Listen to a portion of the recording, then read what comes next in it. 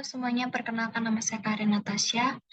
Pada kesempatan kali ini saya akan membahas penyajian laporan keuangan PSAK 1. Definisi dan tujuan laporan keuangan. Laporan keuangan adalah suatu penyajian terstruktur dari posisi keuangan dan kinerja keuangan suatu entitas. Nah, tujuan dari laporan keuangan yaitu laporan keuangan menunjukkan hasil pertanggungjawaban manajemen atas penggunaan sumber daya yang dipercayakan kepada mereka.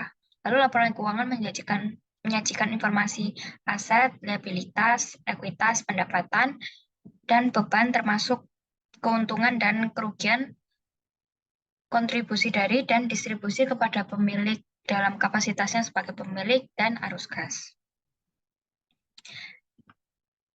Komponen laporan keuangan ini ada laporan posisi keuangan, laporan laba rugi, laporan perubahan ekuitas, dan laporan arus kas.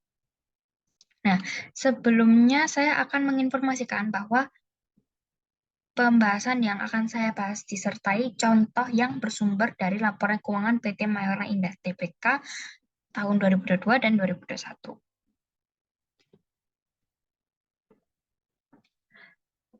Nah, yang pertama laporan posisi keuangan. Laporan posisi keuangan atau neraca pada akhir periode ini yang pertama terdapat aset perusahaan atau harta perusahaan. Nah, aset ini dibedakan jadi dua, yaitu aset lancar dan aset tidak lancar. Aset lancar, aset yang dapat dikonversikan menjadi kas atau keuntungan ekonomi dalam kurun waktu setahun. Contohnya ada kas, piutang, persediaan, beban atau biaya dibayar di muka. Nah, di sini ada kas dan setara kas, piutang usaha, lalu ada persediaan, pajak dibayar di muka, lalu ada dibayar di muka. Nah, yang kedua ada liabilitas yang merupakan kewajiban finansial atau tanggung jawab ekonomi yang dimiliki oleh perusahaan. Nah, liabilitas ini ada dua macam, yaitu liabilitas jangka pendek dan liabilitas jangka panjang. Liabilitas jangka pendek memiliki jatuh tempo dalam waktu 1 tahun. Contohnya ada utang usaha, utang pajak, utang bank jangka pendek, dan utang lain-lain. Nah, ini ada liabilitas jangka pendek, ini ada utang bank jangka pendek, lalu ada utang usaha, utang pajak, dan utang lain-lain. Nah, liabilitas jangka panjang itu memiliki jatuh tempo lebih dari 1 tahun. Contohnya di sini ada utang bank dan utang obligasi. Nah, ini ada jumlah liabilitas jangka panjang ini ada utang bank, utang obligasi. Kalau ini yang utang jangka pendek, yang ini jangka panjang. Lalu yang ketiga itu ada ekuitas, yaitu sumber dana perusahaan yang berasal dari pemegang saham atau pemilik perusahaan. Contohnya ada modal saham dan saldo laba. Nah, di sini dapat dilihat ekuitas ada modal saham dan saldo laba.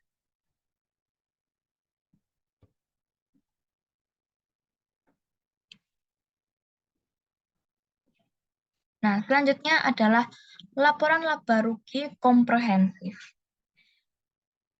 Pertama kita bahas dulu, laporan laba rugi adalah laporan atau rangkuman pendapatan dan juga pengeluaran perusahaan dalam periode tertentu. Atau simpelnya, laba rugi itu pendapatan dikurangi beban, sehingga kalau hasilnya positif berarti termasuk laba, kalau negatif berarti mengalami kerugian. Sedangkan laporan laba rugi komprehensif merupakan gabungan laporan laba rugi dan other comprehensive income atau OC, atau biasa disebut penghasilan komprehensif lainnya. Nah, laporan laba rugi ini ada penjualan bersih, beban pokok penjualan atau HPP, beban usaha, penghasilan beban lain, laba sebelum pajak, dan beban pajak. Jadi dapat dilihat di sini penjualan bersih dikurangi beban pokok penjualan atau HPP sama dengan laba kotor. Laba kotor dikurangi beban usaha sama dengan laba usaha. Laba usaha ditambah beban penghasilan beban lain-lain sama dengan laba sebelum pajak. Nah, laba sebelum pajak dikurangi beban beban pajak sama dengan laba tahun berjalan. Oh ya, sebelumnya saya akan menjelaskan bahwa di laporan posisi keuangan itu total asetnya sama dengan total liabilitas dan ekuitas. Nah, ini sama. Total aset dan total liabilitas dan ekuitasnya itu sama. Jadi, balance. Oke, kita lanjut. Nah, penghasilan komprehensif lainnya itu menyajikan keuntungan atau kerugian kepemilikan sekuritas yang belum direalisasikan dan dilaporkan dalam ekuitas. Nah, ini contohnya, ini lanjutan laporan laba rugi komprehensif. Kalau ini kan baru laporan laba ruginya. Nah, ini laporan laba rugi komprehensifnya. Nah, di sini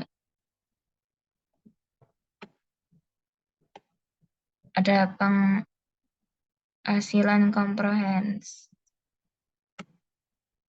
Penghasilan rugi komprehensif lain, terus ada pos-pos juga penghasilan komprehensif lain setelah pajak, jumlah penghasilan komprehensif, terus jumlah laba tahun berjalan yang dapat didistribusikan, jumlah penghasilan komprehensif yang dapat didistribusikan, dan laba bersahamnya.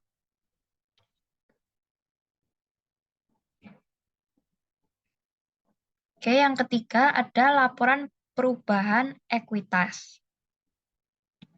Laporan perubahan ekuitas itu adalah salah satu laporan keuangan yang menyajikan rincian tentang perusahaan dalam ekuitas pemilik suatu perusahaan selama suatu periode waktu tertentu. Nah, contohnya di laporan keuangannya PT Mayora ini seperti ini. Ya. Jadi ada modal yang ditempatkan dan disetor, terus tambahan modal disetor, selisih kurs penjabaran entitas anak luar negeri, lalu ada saldo laba yang sudah dan belum sudah ditentukan dan belum ditentukan, lalu ada jumlah ekuitas, kepentingan non pengendali dan jumlah ekuitas.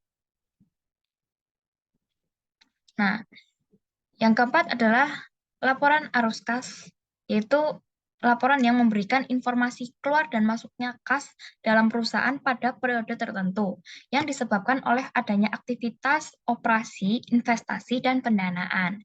Nah, dapat dilihat contohnya pada laporan keuangan PT Mayora Indah Tbk ini.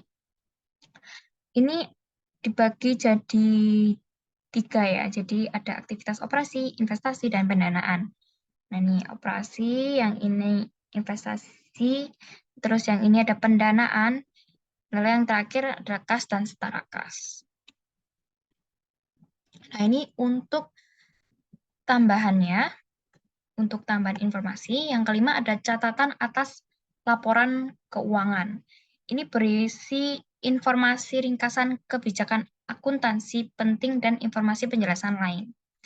Atau keterangan tambahan yang menyediakan informasi lebih lanjut tentang posisi keuangan, kebijakan akuntansi, resiko, dan peristiwa yang relevan untuk memahami laporan keuangan.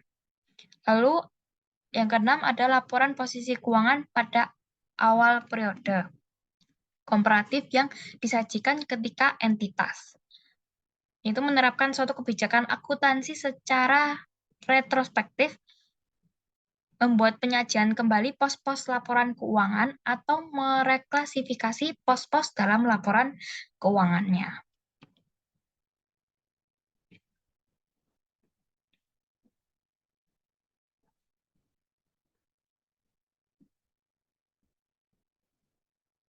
Nah, sekian presentasi dari saya. Mohon maaf bila ada kesalahan dalam penyampaian. Sekian dan terima kasih.